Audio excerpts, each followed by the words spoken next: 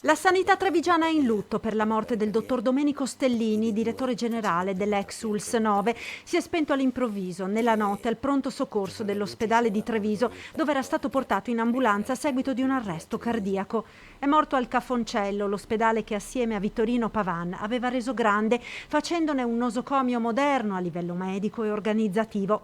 Proprio così, giusto un anno fa, il dottor Stellini, ospite della nostra trasmissione sui 40 anni di Antenna 3, ricordava quel periodo quando si costruì il nuovo pronto soccorso per trasferirlo dagli spazi angusti dell'ospedale militare, anni nei quali si diffusero nuovi concetti del pronto soccorso come area indipendente della medicina d'urgenza. Facemmo delle varianti in corso d'opera per trasformare il pronto soccorso in costruzione nel moderno pronto soccorso che fu il primo d'Italia, dove c'era una medicina d'urgenza, una chirurgia d'urgenza, una radiologia d'urgenza, dove avevamo anche un laboratorio d'urgenza dislocato un po' lontano, ma insomma molto vicino, e dove quindi il pronto soccorso assumeva una sorta di ospedale d'urgenza. Una lunga e prestigiosa carriera quella del dottor Stellini, direttore generale dell'ULSS 9 dal 1995 al 2002,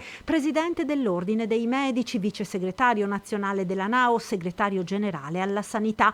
A lui si deve anche la trasformazione dell'ospedale di Motta di Livenza, destinato alla chiusura, in un grande centro riabilitativo. Così lo ricorda il governatore Zaia. Io ho avuto la fortuna di conoscerlo e di stimarlo, il dottor Stellini. Lui è la sanità della provincia di Treviso. Basterebbe pensare che l'interlocuzione con l'università le ha portate avanti lui fin dall'inizio.